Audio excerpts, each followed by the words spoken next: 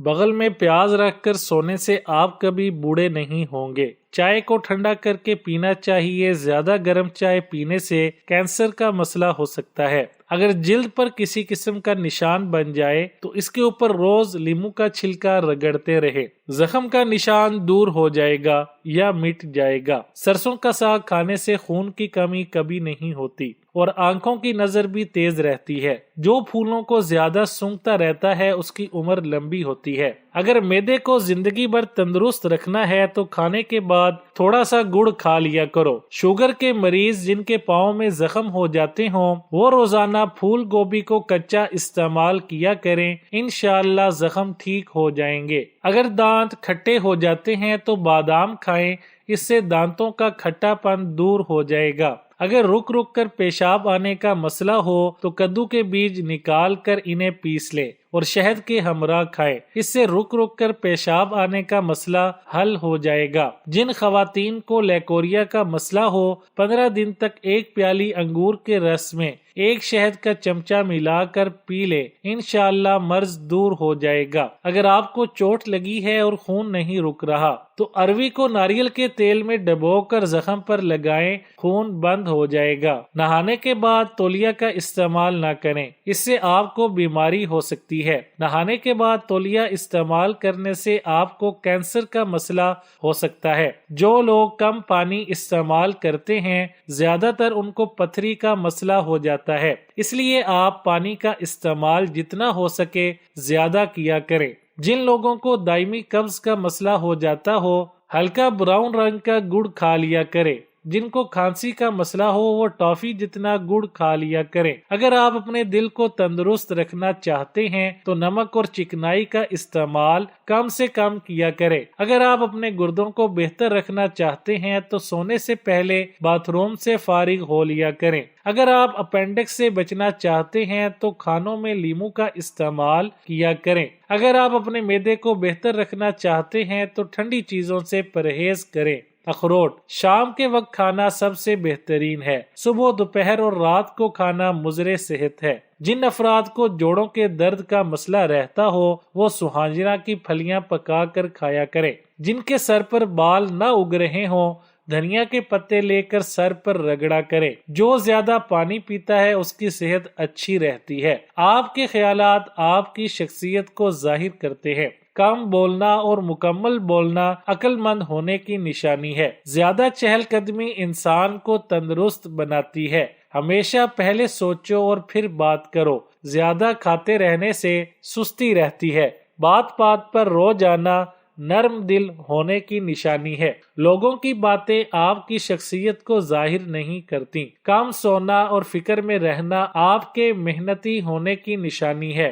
چاول پکانا پرانا چاول کم از کم 15 منٹ پہلے بھگوئیں تاکہ چاول صحیح پک سکے۔ چاول ناپ کر پکائیں۔ 1 کپ چاول میں 2 کپ پانی کا اندازہ رکھیں۔ زردہ پکانا ہو تو گرم چاولوں کا پانی گراتے ہی فوراً ٹھنڈا پانی ڈالیں۔ چاول پکاتے وقت 1 چمچہ سرکہ ڈال دیں تو چاول کا رنگ ٹھیک رہتا ہے۔ مسالے والے چاول پکاتے وقت پیاز نہ ہو تو آپ تھوڑی سی چینی لال سرخ کر کے پانی ڈالیں اور پھر مسالے ڈال کر چاول پکائیں۔ چاولوں کا رنگ براؤن ہوگا اور مٹھاس بھی رہے گی۔ باسی چاول تازہ کرنے ہوں تو پانی کا چھینٹا دے کر ہلکی آنچ پر رکھیں۔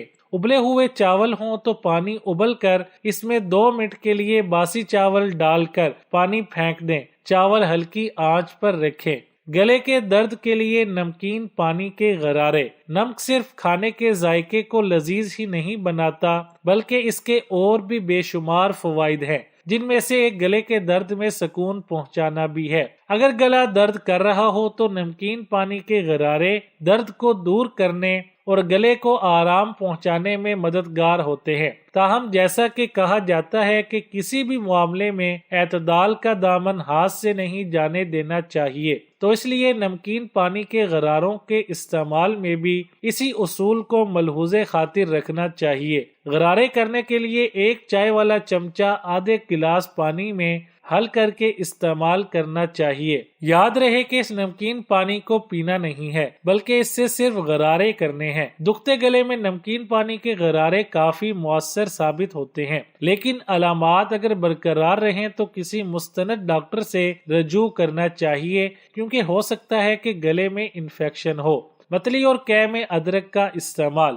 ادرک سینکڑوں سالوں سے اپنے طبی خواص کی بنا پر مختلف امراض کے علاج کے لیے ادویات میں استعمال کی جاتی ہے، جن میں معدے اور پیٹ کے مسائل بھی شامل ہیں۔ برسوں کے تجربے اور تحقیق سے پتہ چلتا ہے کہ ادرک کیموتھراپی، دستوں کے بعد پیدا ہونے والی جسمانی کمزوری اور خواتین میں حمل کی وجہ سے ہونے والی کمزوری سمیت نظام ہاضمہ کو درست رکھنے میں مدد دینے میں بہت مؤثر ہے۔ گو ابھی تک یہ واضح نہیں ہو سکا کہ ادرک متلی اور قے کو روکنے میں کردار کیسے ادا کرتی ہے، تاہم خیال ہے کہ یہ آنتوں میں پائے جانے والے اس مادے کو مزید بڑھنے سے روکتی ہے، جو متلی اور قے کا باعث بنتا ہے۔ ادرک جسم کو فوری طور پر لحمیاتی خامرے تیار کرنے میں بھی مدد فراہم کرتی ہے، جو خوراک ہضم کرنے میں معاونت کرتے ہیں۔ آنکھوں کے نچلے پپوٹوں کی سوجن کے لیے ٹھنڈی چائے کا استعمال۔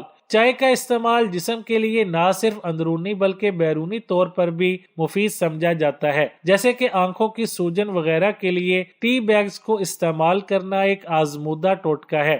ٹی بیگز میں موجود کیفین آنکھوں کے گرد موجود خون کی باریک وریدوں کو سکڑنے میں مدد دیتی ہے، جس کی وجہ سے جلد کی سوجن کم ہو جاتی ہے۔ کم درجہ حرارت بھی آنکھوں کے نیچے ہونے والی سوجن کو کم کرنے کے لیے مفید ہے، اس لیے اس مسئلے کے حل کے لیے گیلے ٹی بیگز کو تھوڑی دیر فریج میں رکھنے کے بعد آنکھوں پر رکھنے سے بہت فائدہ ہوتا ہے۔ تحقیق سے یہ بھی معلوم ہوا ہے کہ چائے میں موجود مادہ کیفین اگر کسی کریم کی شکل میں جلد پر لگایا جائے یا گیلے ٹی بیگز کو ہی جلد پر مسل لیا جائے تو جلد کو سورج کی منفی شعاؤں سے بچانے اور جلد کو کینسر کی روک تھام میں معاون ثابت ہوتا ہے۔ قبض کے لیے آلو بخارے کا استعمال۔ آلو بخارا خاص طور پر خشک آلو بخارا قبض میں بہت فائدہ مند ہے۔ یہ صدیوں سے اس مرض کے علاج کے طور پر استعمال ہوتا چلا آ رہا ہے۔ اس کے علاوہ مریض کو اپنی غذا میں ریشے دار خوراک اور وافر مائع پانی، جوس وغیرہ کا استعمال کرنا چاہیے۔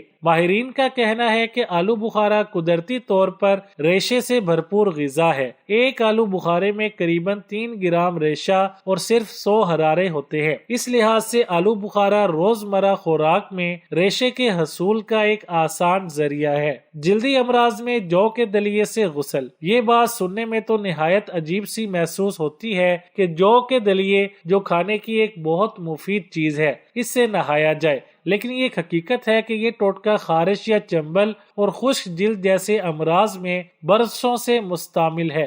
آج کے جدید دور میں بھی کئی طبی ادارے جلدی امراض میں جو کے دلیے سے غسل کرنے کو مفید قرار دیتے ہیں۔ خیال رہے کہ جو کے دلیے سے نہانے کا ہرگز یہ مطلب نہیں کہ آپ دلیا پکا کر اس سے غسل کریں۔ اس کا طریقہ یہ ہے کہ جو کے خشک دلیے کو نہانے کے گرم پانی میں بھگو دیا جائے اور پھر اس پانی سے غسل کیا جائے۔ اس سے جلد پر ہلکی سی چکناہٹ والی نمی کی تہ جم جاتی ہے، جو جلد کی خشکی کو دور کرتی اور جلدی امراض کے لیے قدرتی دوا کا کام کرتی ہے۔ خیال رہے کہ پانی بہت گرم نہیں بلکہ نیم گرم ہونا چاہیے، اور نہانے کے بعد جسم کو تولیے سے رگڑنا نہیں ہے، صرف خشک کرنا ہے۔